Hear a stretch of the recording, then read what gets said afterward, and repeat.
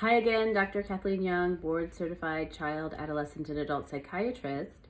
And I want to talk to you today. If you're a parent watching this, why now? Why is it that nobody's ever told you that your kid has autism before now? And I think the answer is, you've probably always known there was something different about your kid or something off about your kid, and you took them to several people for evaluations and you never got a straight answer.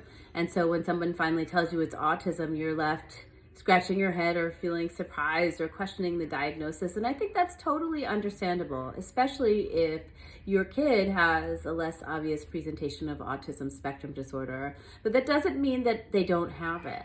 I want to emphasize that our understanding of autism spectrum disorder has changed.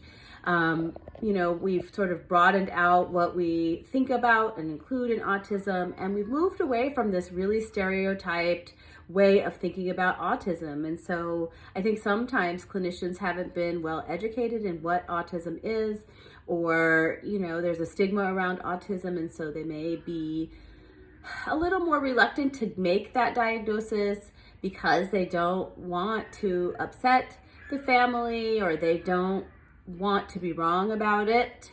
But that doesn't mean that that's not what it is. And I think, and it doesn't mean that people don't have good intentions. I think that I read something that said that, they did a survey of mental health clinicians, and many of them feel uncomfortable making the diagnosis because they don't feel educated enough about it.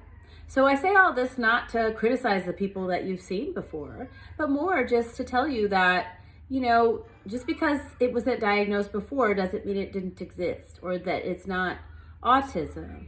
It may just mean that you had your kid evaluated by someone who didn't really know what to look for, or was reluctant to make the diagnosis, or was operating on sort of an outdated view of what autism spectrum disorder is. And if you have any more questions, let me know. I can make another follow-up video.